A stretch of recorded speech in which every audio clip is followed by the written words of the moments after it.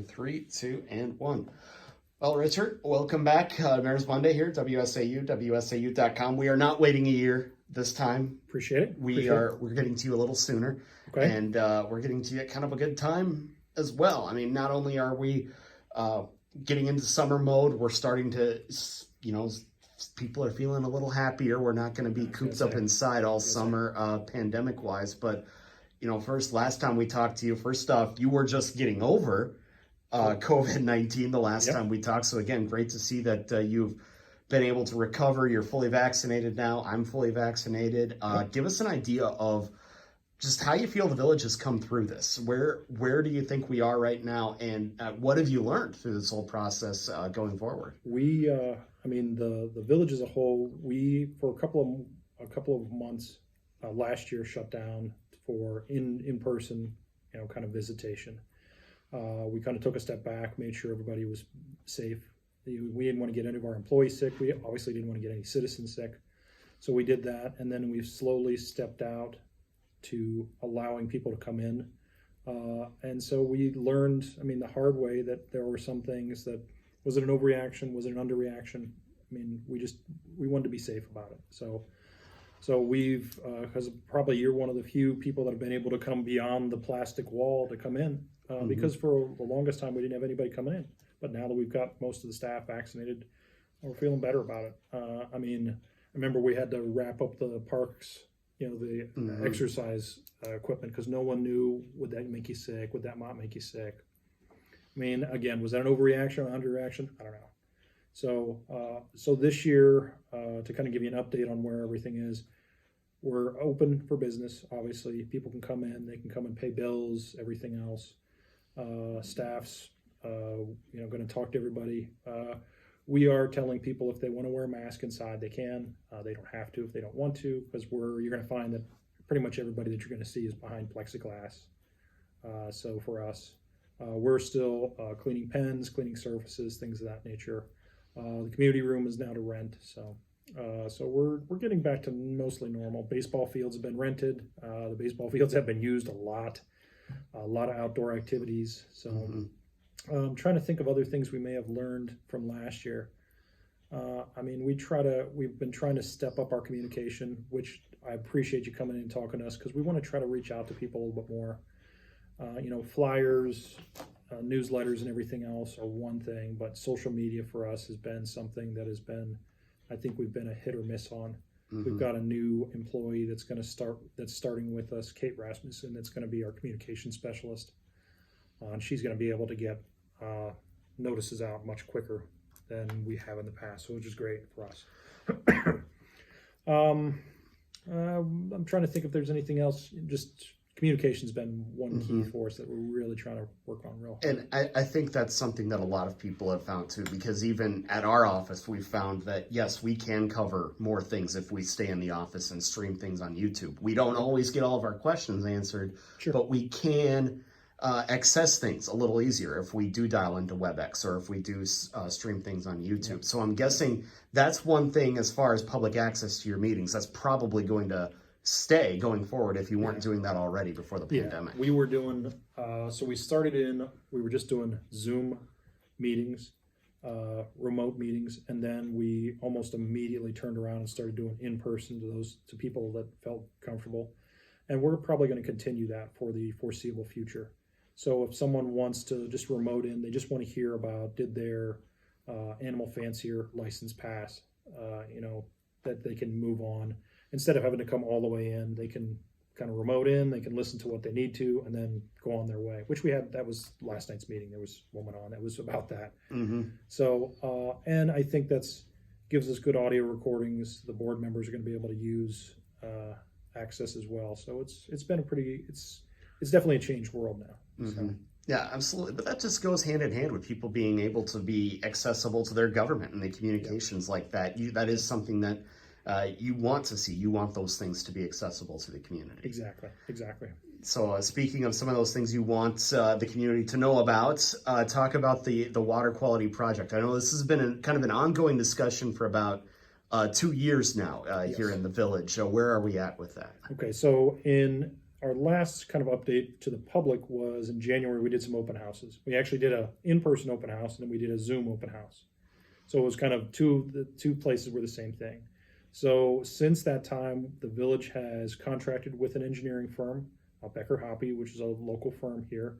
They're going to help us go through design of a what's called a metering station. And what the village is going to do, the village of Kronenwetter is going to do, is we're going to buy water from the village of Rothschild.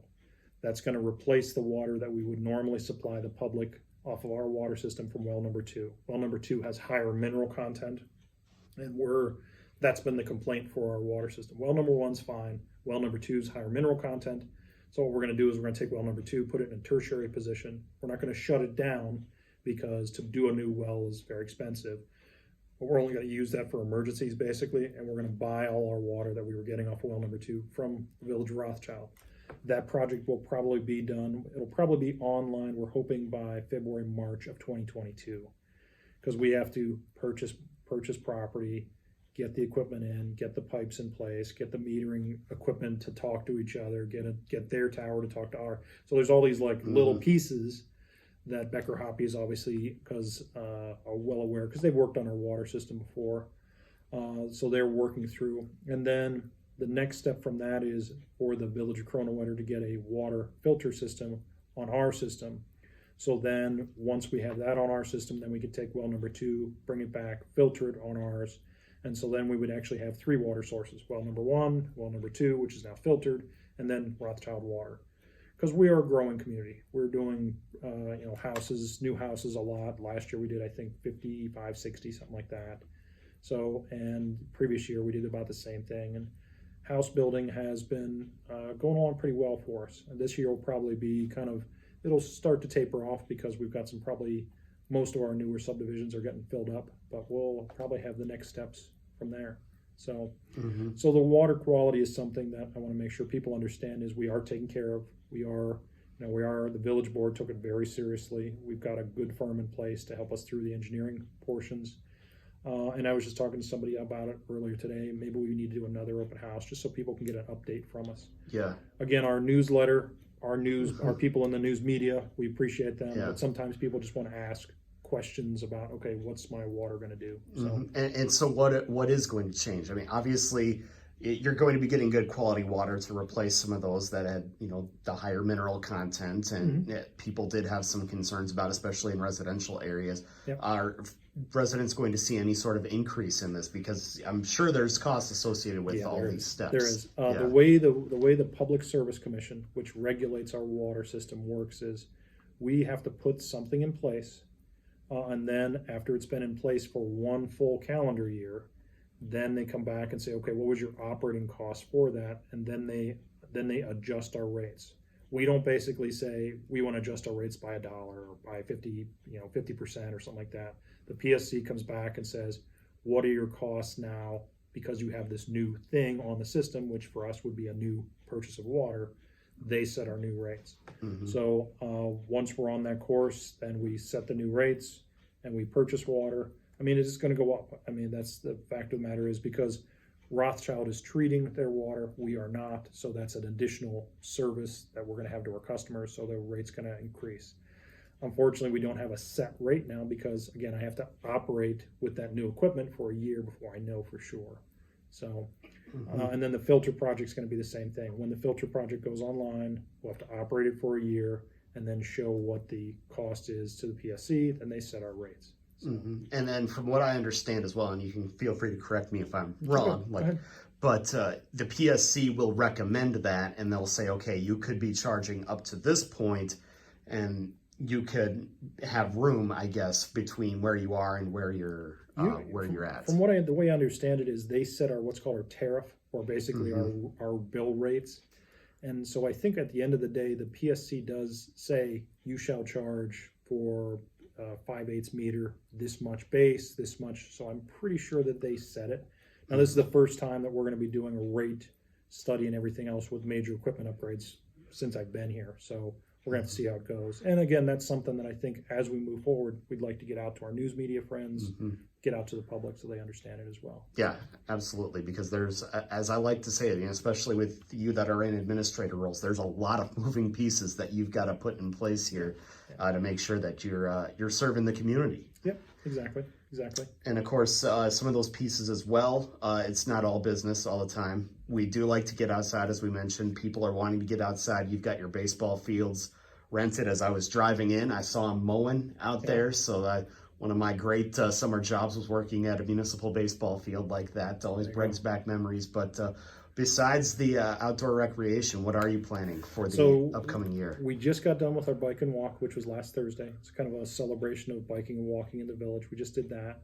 Our community garage sale weekend is going to be June 18th to June 20th. So it's coming up very shortly, basically for Father's Day. Then our movie series starts in June, which is June 11th. That's at Towering Pines. And that's a free outdoor movie for folks. We put it on a giant blow-up inflatable screen and show it, usually at dusk.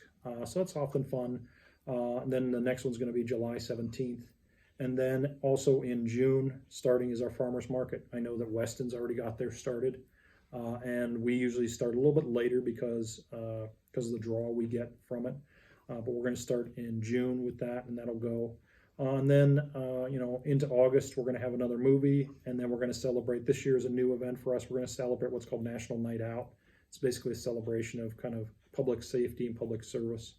So we're going to do that over at Towering Pines. And of course, we're going to do our Run for the Fallen this year again. So for our fire department, kind of our fundraiser, and the fallen firefighters from September 11th, they're going to do that event.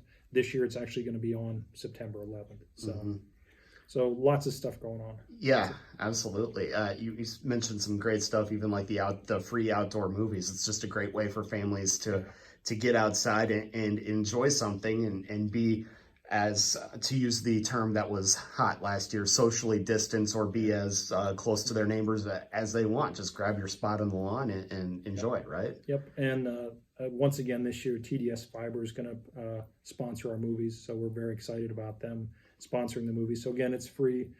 This year, we're kind of adding a new twist to our movies under the stars, and that's going to be food trucks are going to be coming. We're going to have one food truck at each of our events.